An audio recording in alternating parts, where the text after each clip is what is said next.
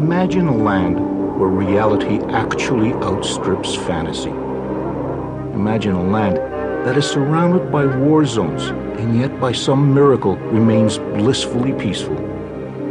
Imagine a land that is officially Muslim but tolerates alcohol and prostitution flourishes. Imagine a city that has emerged almost overnight out of the desert like some mirage built by the sweat of indentured workers. Imagine a place like no other.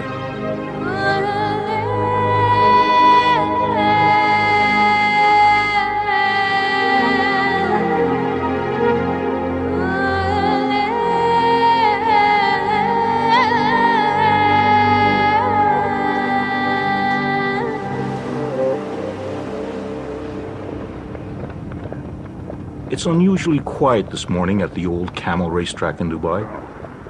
All the real excitement is happening just down the road. For today is the final meet of this year's racing season. Horse racing, that is. It is also the social event of the year, where the rich and mighty get to mingle with the lower strata of Dubai society.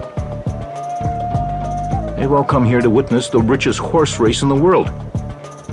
This year's Dubai World Cup, just over $21 million is up for grabs. However, there will be no wagering by the public at this event, for Dubai is a Muslim state, and gambling is forbidden. Nope, all that money will go to the owners of the winning thoroughbreds.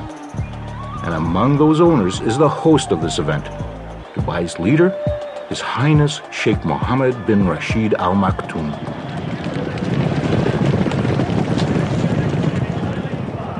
Sheikh Mohammed is arguably the biggest gambler here today. He's betting that his vision of Dubai as the center for a 21st century Arabian Renaissance will prove to be a winner. Sheikh Mohammed came and said this is now a time for Dubai to go global, to surpass its locality and the region and try to reach to the furthest possible point in the globe.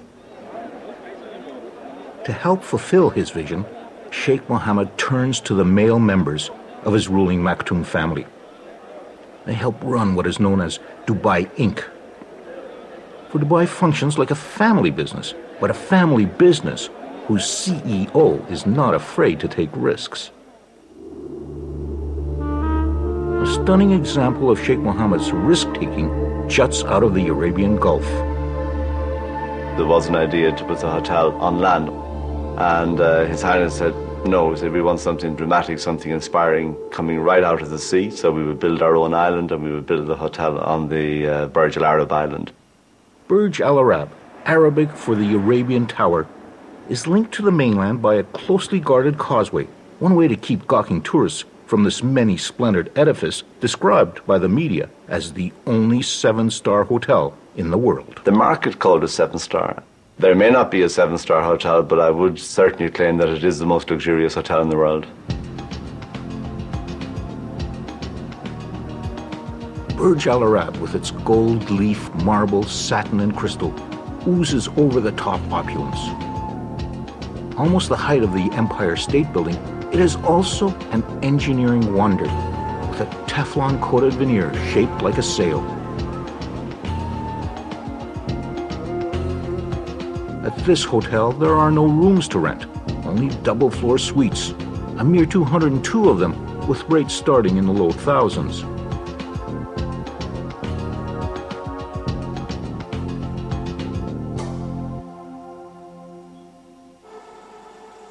Everything is done to pamper the hotel guests. From the personal butlers, who are on call 24 hours a day, to a fleet of hotel courtesy cars. Well, not just any fleet, for after all, this is Sheikh Mohammed's very own dream hotel. Sheikh Mohammed said they have to be white and they have to have blue interiors. So you will notice all of our Rolls Royces, I think we have 16 of them now, including the new Phantoms. They're all white and they all have blue interiors, and that will be very much continue to be the hallmark of the Burj Al Arab long into the future.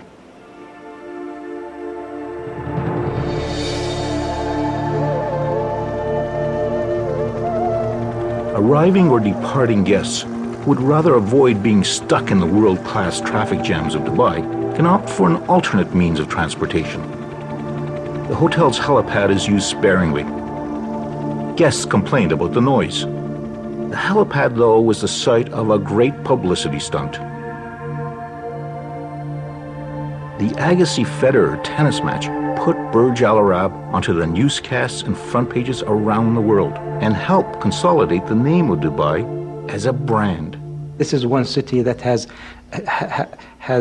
done its share of marketing and promoting itself. So, the attraction comes with the good marketing and the good selling of Dubai. Dubai's biggest promoter and ruler, Sheikh Mohammed bin Rashid Al Maktoum, is the latest in a line of the Maktoum family who've reigned over this place. The Maktoums first arrived at this tiny port town more than a century and a half ago, and through most of that reign, there wasn't much about Dubai worth promoting. Well, going back into history to the 1950s, the place was radically different from what it is right now. It was just a simple city of no importance at all. And when you talk about poverty, then, you could smell and you could see and you could sense that people were really in subsistence, and there was hardly anybody who was educated at the time.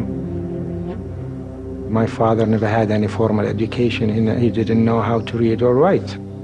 This was a town of no distinction, a desultory home to traders and pearl divers, with the occasional pirate or smuggler taking refuge along the shores of its creek. And then in the mid-1960s, a small reserve of oil was discovered in Dubai, paltry in comparison to those of its neighbors in Abu Dhabi or Saudi Arabia, but big enough that Dubai's leaders saw a chance to transform his desert land. Sheikh Rashid was the founding father of modern Dubai. He was a businessman. He focused on economics, and this is where Dubai is different. It has a focus. Economic is the focus of Dubai. Sheikh Rashid started modernizing the city. New roads and buildings sprung up, and a brand new harbor down the coast was created. When it opened, it was the biggest man-made port in the world and gave Dubai its first entry into the record books. In the early 1970s, Dubai joined with 6 surrounding emirates and formed a state called the United Arab Emirates. Of the group, Abu Dhabi might have had the most oil, but Dubai had the drive and ambition. By the 70s, Dubai saw a flood of foreigners turn a sleepy town into an instant city. These early expatriates, or expats as they are known, came mostly from South Asia and surrounding countries like Iran and Iraq. They and all the other expats are here because in this tax-free port city, they see that they can make some real money. So this is a transient place like any ports in the world is. Port cities usually are cities that bring in people on a temporary basis, and after they make it, they go back to their own country. So we expect many of these Asian, European, American, Arabs, whatever nationalities they come from, they come in here. Some decide to stay longer and some, cut their visits. But on the whole, they are not meant to be here indefinitely.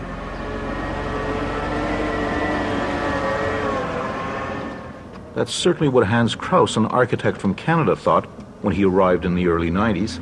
This was going to be a temporary job for him. 16 years later, he's still here.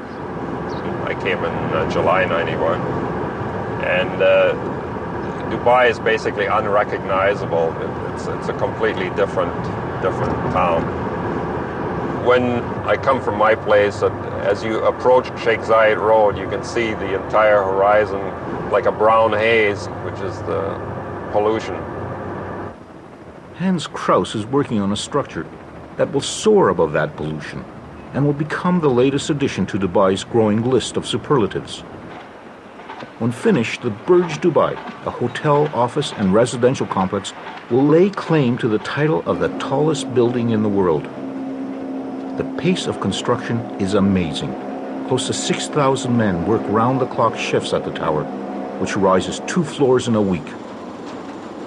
By the summer of 2007, it had already surpassed Toronto's CN Tower as the world's tallest freestanding structure. Hans Krause's job as executive architect is to make sure that all the interior finishes are completed as specified.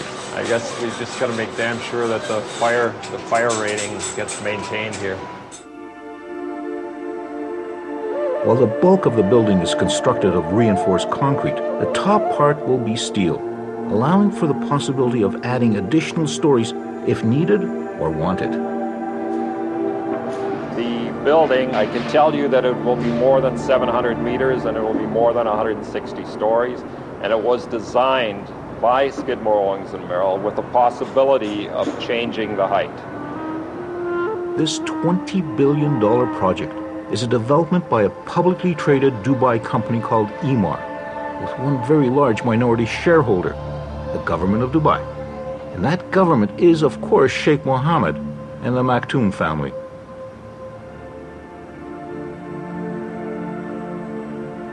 Even before the first level of the Burj Dubai was completed, virtually all the apartment units were sold out in 2 evenings. Investors wanted to buy streets, which Emaar did not permit. Investors were limited to maximum 2 floors, and I believe like a 2-bedroom apartment, I'm not sure what the going rate is. I'm sure it's got to be $1.5 million somewhere in there. Emaar, not satisfied with just having the tallest building in the world, has gone after another record, the world's biggest mall. Dubai Mall, a 12 million square foot monster, will dwarf the 30-odd malls already in business in Dubai, including the city's current favorite, the iconic Mall of the Emirates.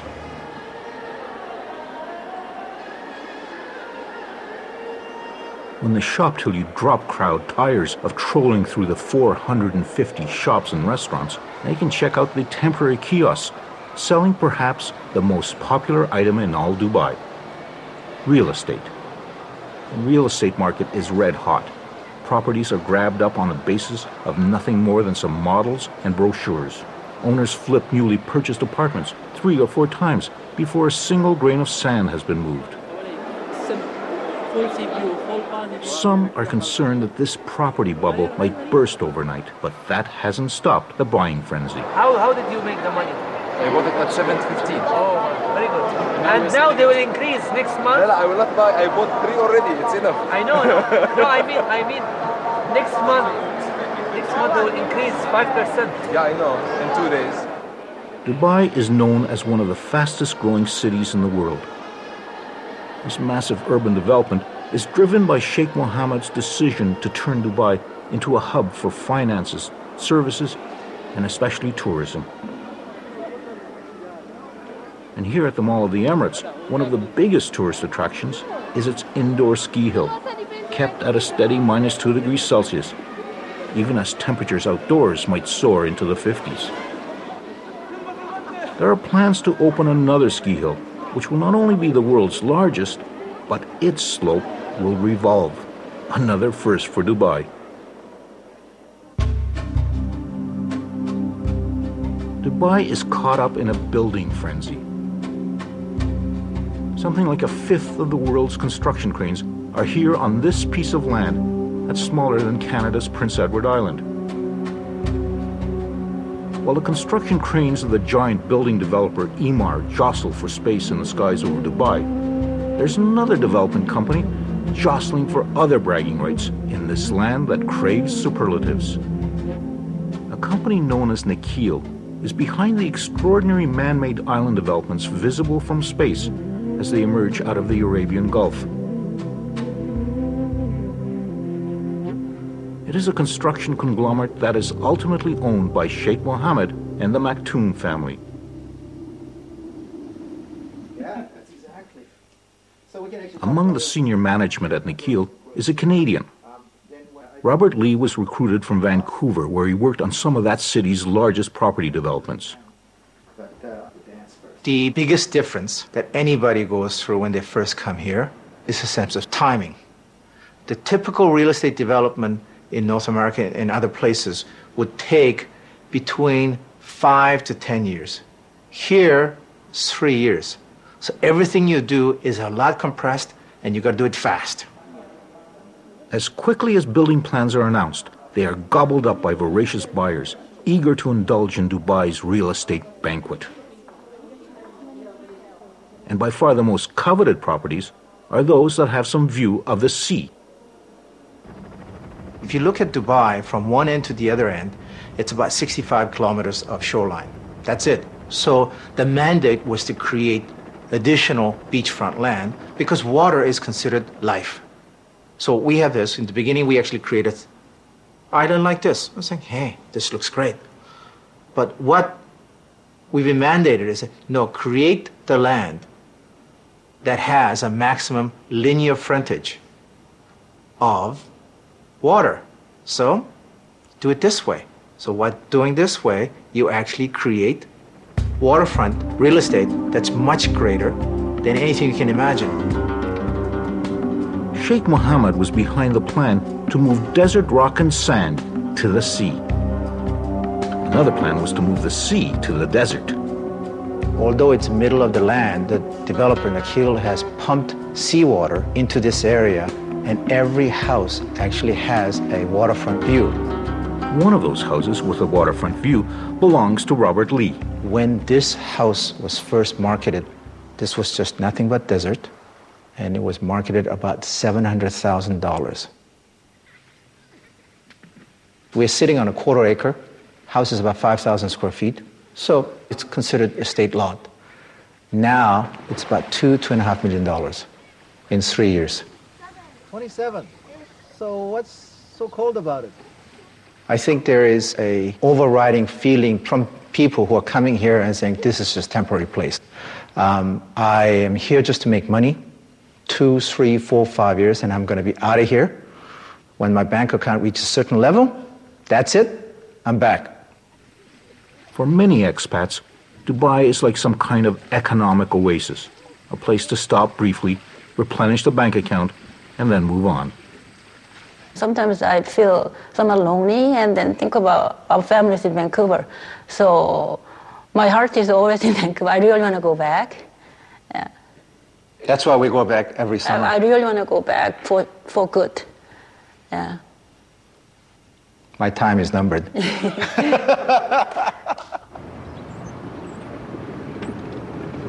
A near constant replenishment of expats is vital for Dubai to survive. The locals, the Emirati, are less than 20% of the total population. Someone has to do the work. For the most part, Emirati can lead a very privileged life. They benefit from an elaborate welfare system.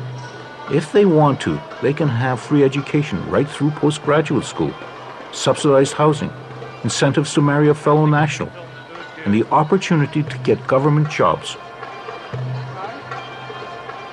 The uniform for males of this leisure class is the traditional robe known as a kandura. Expats call it a dishdash. Today, some 30 Emirati have set aside their kanduras and put on the uniform of a cadet pilot at Emirates Airline. Most of Emirates pilots are non-Emirati, so this is a very special graduation, attended by the Vice Chairman, Maurice Flanagan,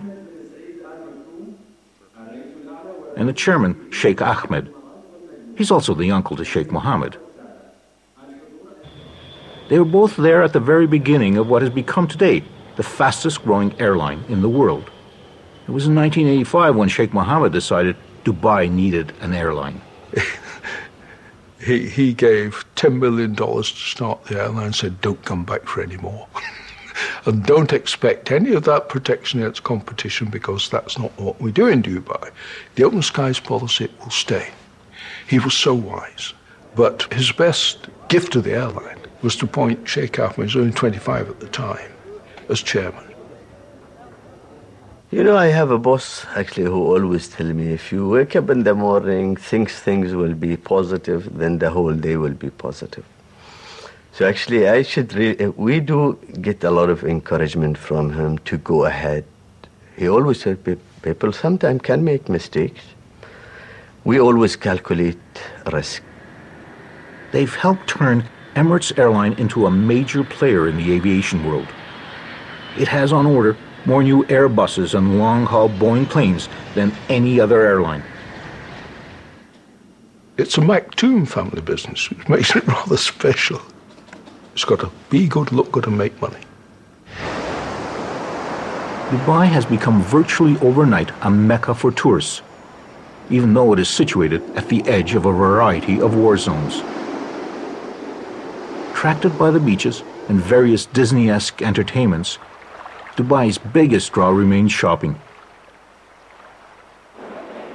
Even the airport terminal is turned into a shopping emporium where kitschy Middle East knickknacks compete with kilo bars of gold for the tourist dollar. And expectations are that by the year 2010, 15 million tourists will come to Dubai. Strategically located, it's also becoming a major link to the booming Asian and South Asian markets. We're trying to make Dubai the hub for the region. We are courageous to do things here in Dubai on such a big scale. When we announce it, it makes the news in the rest of the world. The latest news is that out in the desert, Dubai is building not only the world's largest airport, but also potentially the world's busiest. Eventually, it will accommodate something like 145 million passengers a year. People say, you don't talk about airports more than 100 million a year. We talk about this stuff in Dubai. we know that it's made to work in Dubai. As the sand is moved to create another gargantuan project, destined for the record books, there is one record that Dubai can be less than proud of. Wherever another of Dubai's monumental projects pops up, they are there. They are the muscle that pours the concrete, moves the sand, ties the steel rods. They are the manual laborers who are behind the construction boom of Dubai. They come from India, Pakistan, Sri Lanka, Bangladesh, and China. There's almost 1 million of them, and they're here for one reason only. They're trying to earn more money. You can't get this much money in the home country. After their shift change, they are shuttled in buses back to their work camps, like this one at Sonapur, a word that means city of gold in Hindi. But this city of gold is somewhat tarnished. 150,000 men are jammed together to eat, wash, and sleep in overcrowded dorms. He wakes up at 4:30 in the morning, cooks his breakfast, and by 5:30 takes a shower and all, gets ready. By 5:30 they start for their work site, and the whole day he works out there. By 6 o'clock and return starts back for home, and the time they reach home, maybe sometimes 8 o'clock. After getting back, they wash their clothes and again cooks for the dinner, and then they go to sleep. Recently, workers have begun to protest the wages, the safety standards, and the poor treatment they get from the companies they signed up with. In 2006, Human Rights Watch described the construction workers as deportable forced labor and condemned the Emirates for cheating workers. Demonstrations and strikes have shaken authorities, and they're beginning to crack down on those companies who don't follow the rules. There's even some talk that unions might be permitted, but only if Sheikh Mohammed approves. For now, it's business as usual for the workers toiling beside the Burj Al Arab. Sheikh Mohammed must have agreed to another beach development. The announcement to the surprised locals came in the form of a wall cutting them off from the existing public beach.